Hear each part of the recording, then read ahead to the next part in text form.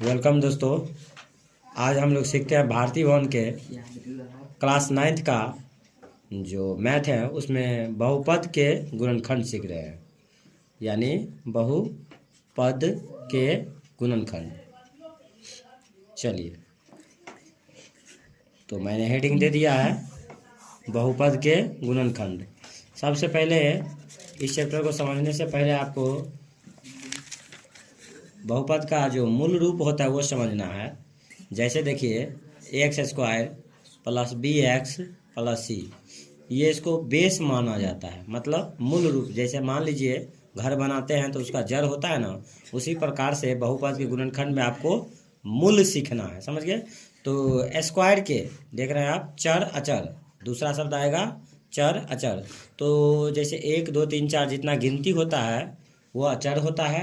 अचर में ABCD वाला जो अल्फ़ाबेट अक्षर बोलते हैं उसको ABCD, कोई भी अक्षर लगा रहे अंक के साथ, डिजिट के साथ, तो उसको बोलते हैं हम अचर। तो देखिए चर और अचर का जो समंजन, ये पूरे जो है एक समीकरण का रूप है। इसी में ऐसा ही एक एग्जाम्पल लेते हैं इस पर। जैसे मान लीजिए एक समीकरण लेते हैं 4y² - 4y + 1।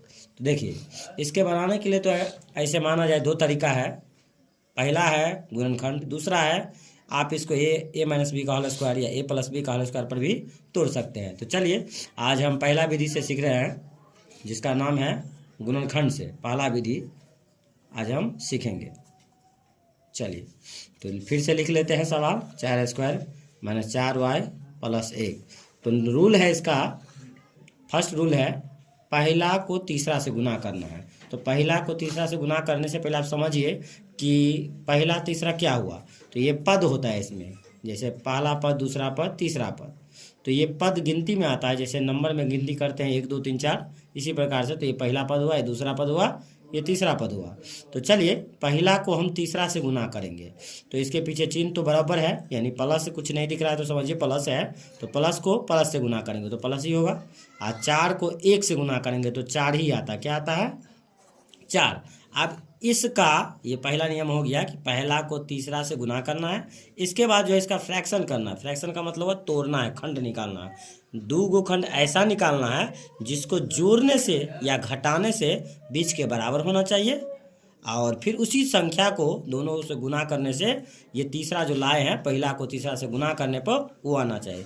फिर से समझ लेते हैं इनको हम, यानी पहला को तीसरा से गुना करना है तो हमको जो आएगा उसको लघुत्तम से खंड 2 को निकाल लेना है। जैसे 4 आया है तीसरा, तो 4 का लघुत्तम निकालिए। 2 दूना 4 और 2 एका 2, ये निकल गया। अब इसको ऐसा इसी संख्या में से आपको 2 गो खंड या टुकड़ा, जिसको बोलते हैं खंड का मतलब टुकड़ा होता है, हिस्सा होता है। तो 2 गो संख्या ऐसा ढूंढिए जिसको आप जोड़ने घटाने से बीच के बराबर हो जाएगा और गुना करने पर वही तीसरा आ जाए, वो भी चिन्ह के साथ, यानी प्लस रहे तो प्लस और माइनस रहे तो माइनस। चलिए तो 2 दूनी 4 और 4 एकान 4 भी होता है, लेकिन इसी में से 2 दूनी 4 तो गुना करने पर तो आ जाता है। और जोड़िए इसी को, 2 2 4 तो आ जाता है। आप देखिए कि समीकरण आपका किस पर है, y पर है। तो इसका ऐसे भी लिख सकते हैं, यानी 2 और 2 इसके साथ y लगा देंगे, ठीक है। तो ये 2 संख्या हुआ। अब इसको ऐसे लिखते हैं, देखिए पीछे बराबर डाल सकते हैं, आपकी इच्छा हो। 4² ये हो गया 2y, ये भी 2y। आप यहाँ पर क्वेश्चन उठता है दूसरा कि आप माइनस क्यों डालें और प्लस क्यों डालें। तो देखिए जोड़ के माइनस में आना चाहिए, जोड़ के क्या आना चाहिए? माइनस में, और गुना करने पर प्लस में। तो आइए देखते हैं, -2 को -2 से गुना कीजिए। देखिए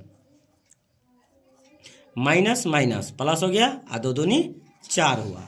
तो देखिए जोड़ने से भी आ गया और गुना करने से भी आ जाता है। -2 को -2 से गुना कीजिएगा तो हो जाता है 4, और -2 को -2 में जोड़बो कीजिएगा तो -2, यानी कर्जा, जो कर्जा हुआ ना, माइनस का मतलब वो कर्जा, यानी -2 और -2 कर्जा हो गया।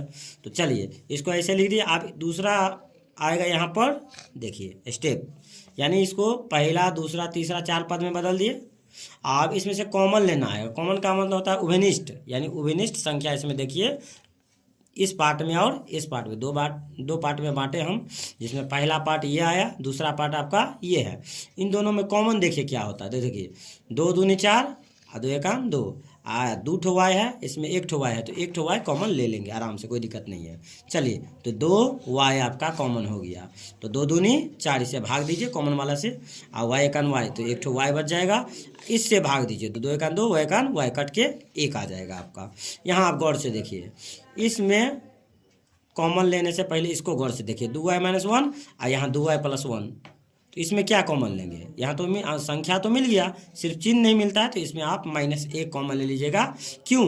क्योंकि यहाँ माइनस है, आप माइनस यहाँ पर 2 ठो है, कैसे? तो माइनस को माइनस से गुना करते हैं तो प्लस होता है, इसका मतलब हो गया प्लस में कितना माइनस होता है, 2 ठो माइनस होता है, ठीक है। तो इसमें से 1 ठो माइनस और इसमें से 1 माइनस कॉमन ले लिए, तो -1 कॉमन हुआ, तो यहाँ बच गया 2y, और माइनस प्लस यहाँ माइनस हुआ, आई के कान 1 हो गया। अब आइए, इसको इसके साथ लिखना है, 2y - 1, इन दोनों में से 1 ठो लिख लीजिए, क्योंकि दोनों कोष्ठ में बराबर है, ठीक है।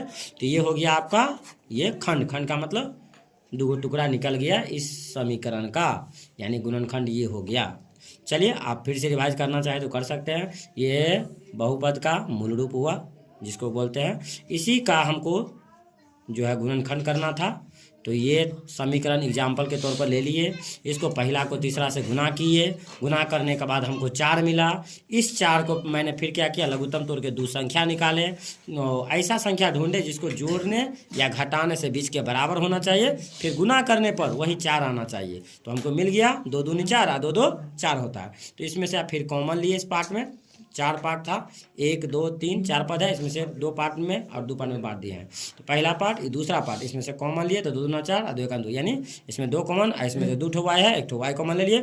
इसमें देखें तो यहाँ -1 कॉमन होगा, क्योंकि यहाँ देखिए 2y - 1 है, तो यहाँ -1 कॉमन लेंगे ना, तो इसी संख्या से भाग देते, तो माइनस प्लस हो गया, और माइनस प्लस माइनस, और 1 एकान 1 हो गया, इसको इसके साथ लिख लीजिएगा, इन दोनों में से 1 लीजिएगा, ये हो गया आपका गुणनखंड कंप्लीट। चलिए दोस्तों, ध्यान दीजिए, यदि वीडियो लगे तो लाइक एंड सब्सक्राइब करना ना भूलिएगा।